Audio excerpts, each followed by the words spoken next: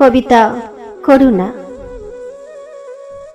অপরাহ্নে ধূলিচ্ছন্ন নগরীর পথে বিষম লোকের ভিড়।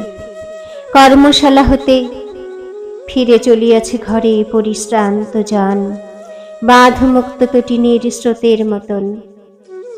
ঊর্ধ্বশ্বাসে রথ অশ্ব চলিয়াছে ধেয়ে, ক্ষুধা আর সারথির কষাঘাত খেয়ে। হেনকালে দোকানের খেলামুগ্ধ ছেলে কাটা ঘুড়ি ধরিবারে ছুটে বাহু মেলে। অকস্মাৎ শকটের তলে গেল পড়ি, পাষাণ কঠিন পথ উঠিল শিহরি। সহসা উঠিল শূন্যে বিলাপ কাহার, স্বর্গে যেন মায়া দেবী করে হাহাকার। ঊর্ধ্বপানে চেয়ে দেখি স্খলিত বসনা, লুটায় লুটায় ভূমে কাঁদে বারাঙ্গনা।